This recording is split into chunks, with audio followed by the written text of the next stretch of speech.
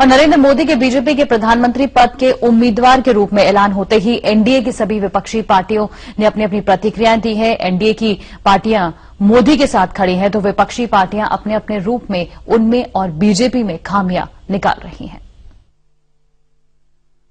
बंधन में मौजूद दल पूरी तरह से नरेंद्र मोदी के साथ खड़े हैं। सबने नरेंद्र मोदी के प्रधानमंत्री पद का उम्मीदवार बनने पर बधाई दी, उनके साथ कंधे से कंधा मिलाकर चलने का आश्वासन दिया और उनके जीत की कामना की। पूरा परिवर्तन की आंधी आई है और इस आंधी का नेतृत्व नरेंद्र भाई मोदी करेंगे, अब ये तय हुआ है।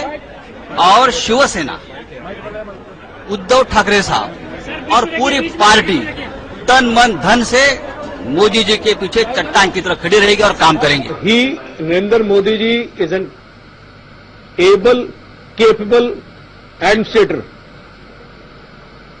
उन्होंने अपनी स्टेट में जो काम करके दिखाया है उसकी एप्रिसिएशन अकेले यहां नहीं पूरे हिंदुस्तान में, दुनिया में हो रही है।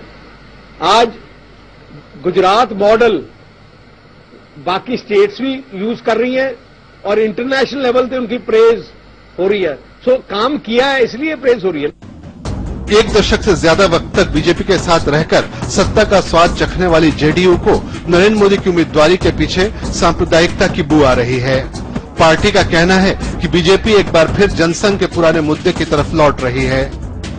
देखिए, हम ये सब जानते थे और वो जो सारे पुराने मुद्दे हैं बीजेपी के, जनसंघ वाले, उन पे वापस हो जा रहे हैं।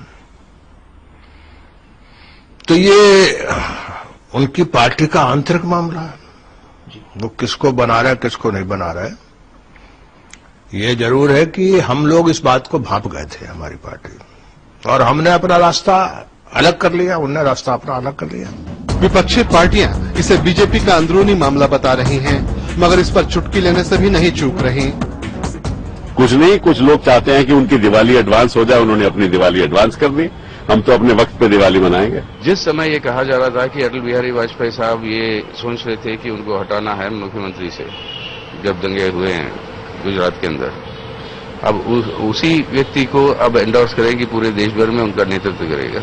ये अपने आप में बताता है कि किस तरीके की पार्टी है, किस आधार पर वो जो है अपनी राजनीति करना चाहती है।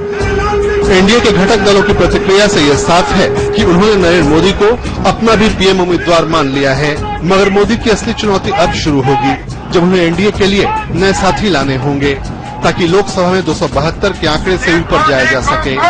समय के लिए दिल्ली से आशुतोष भाटिया और अजीत प्रताप सिंह के साथ संजीव त्रिवेदी।